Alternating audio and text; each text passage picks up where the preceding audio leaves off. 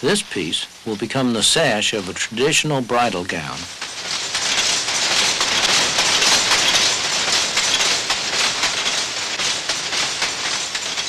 These are machine-made products, but by any standards, they are beautiful. They can stand comparison with the very finest work of the hand loom. And it's not merely the end product itself that's remarkable. The sophisticated technology which was developed to make all this possible has been adapted to other processes, part of the self-generating development under free enterprise. And it all stems from an ancient, traditional industry, weaving, that imported a new method for controlling its looms when Japan turned to free trade more than a century ago.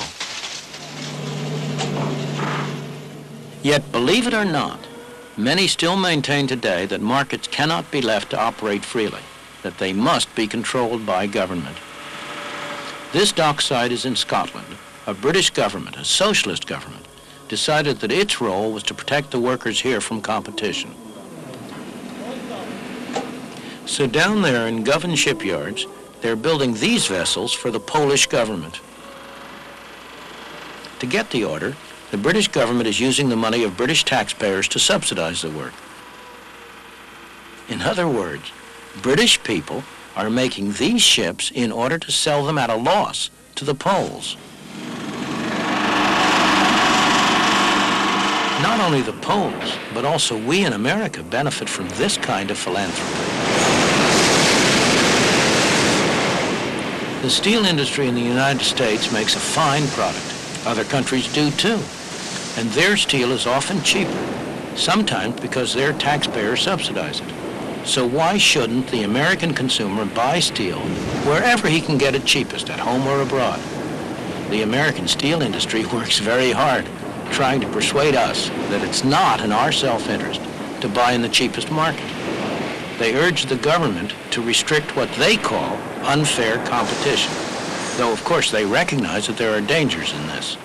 The dilemma of asking our government for assistance in this problem of unfair competition bothers many of us because the sword does cut both ways. But we believe that what we have attempted to do is far different than the kinds of direct government involvement that occur in many of the foreign nations around the world, where the governments provide direct financial assistance in the form of either ownership or loans or subsidies in some fashion or another. What we have attempted to do is simply to get our government to enforce United States laws against unfair competition that have been on the United States books. We draw a clear distinction between that and, for example, the several $100 million that the French government has granted to the French steel companies, or that the British Steel Corporation has received $1.3 billion for capital investment this year. So that while we are uneasy in any way interfacing with our government in what we traditionally believe are the free enterprise prerogatives, yet what we're only asking for is that the government enforce the laws that our Congress has passed. And I'm not sure that that's really any different than asking someone to arrest someone that commits a crime. I don't think we would be accused of being reactionary if we reported somebody who was stealing to the police, if it were in violation of a U.S. law. We think that we're doing exactly the same thing when we bring cases against foreign producers who we believe are violating U.S. laws.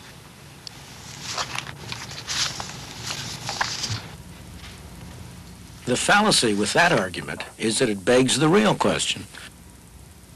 Why should there be laws that in effect prevent you and me from buying in the cheapest market? When anyone complains about unfair competition, consumers beware. That is really a cry for special privilege, always at the expense of the consumer. What we need in this country is free competition. As consumers buying in an international market, the more unfair the competition, the better. That means lower prices and better quality for us. If foreign governments want to use their taxpayers' money to sell people in the United States goods below cost, why should we complain? Their own taxpayers will complain soon enough, and it will not last for very long. History provides lots of evidence on what happens when government-protected industries compete with industries who have to operate in an open and free market. It's almost always the government-protected industries that come out second best. Ask Sir Freddie Laker, the Englishman who introduced low-cost air traffic across the Atlantic. Who were his chief competitors? They were all government-protected, government-financed, government-regulated airlines. He came out very well, made a mint of money, and you and I have gotten cheaper travel across the Atlantic. Nothing would promote the long-run health of the steel industry, make it into a more efficient, profitable, and productive industry than for the U.S. government to keep its hands off, neither providing special privileges nor imposing special restraints. And what's true for the steel industry is true for every other industry in the country.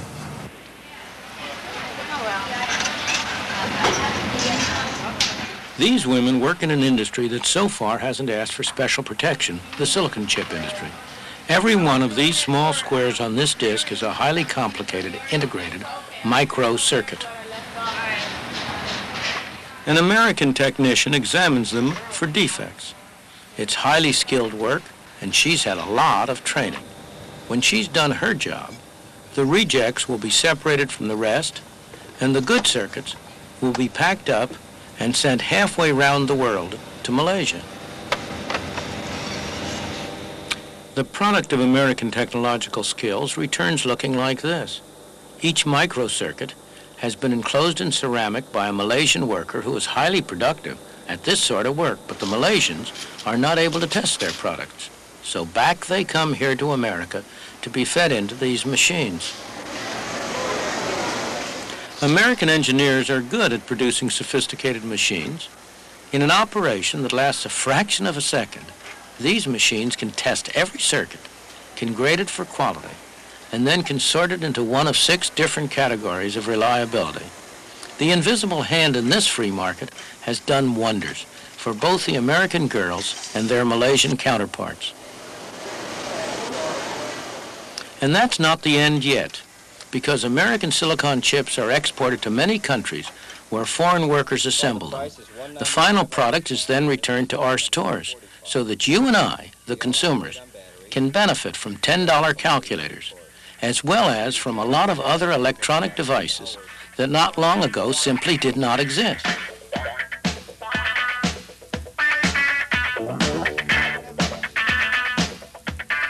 When this hi-fi equipment first came on the market, only the rich could afford it.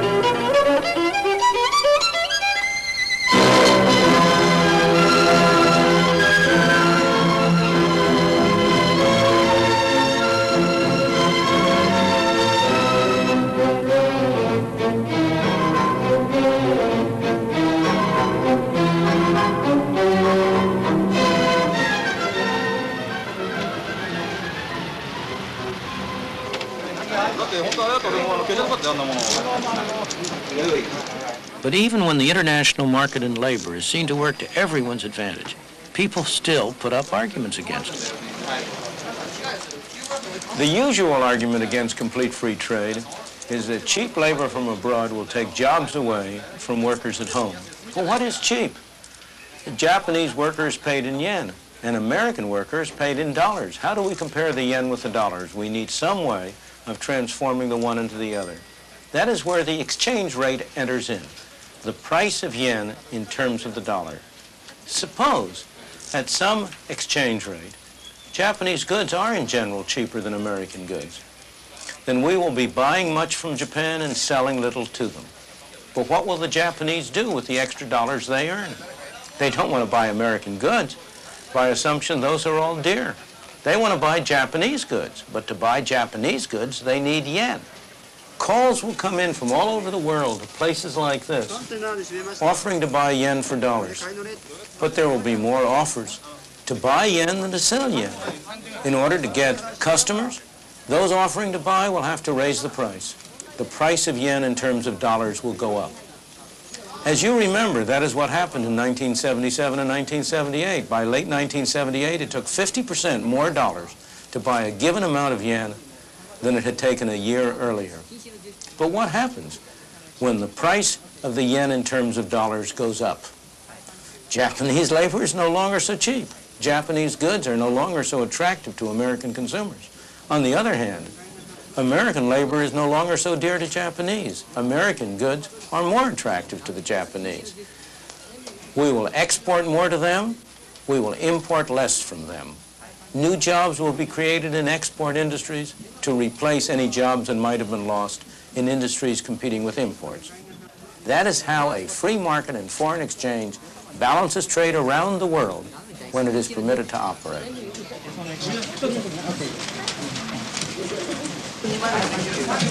The problem is that more often than not, a free market is not permitted to operate. For reasons that seem to make sense if you don't examine them carefully, governments insist on interfering. But when they do, it's not possible to hide the harmful effects for very long. The main reason why the Japanese yen went up so sharply in price in 1977 and 1978 was because the Japanese government had been trying to prevent the yen from going up in price. In the process, what might have been small disturbances were allowed to accumulate into a major gap in trade. As a result, when market forces finally were permitted to operate, as sooner or later they must be, it took a major change in the yen exchange rate to bring things back into line.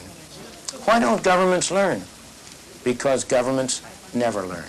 Only people learn. And the people who learn today may not be the people in charge of economic policy tomorrow.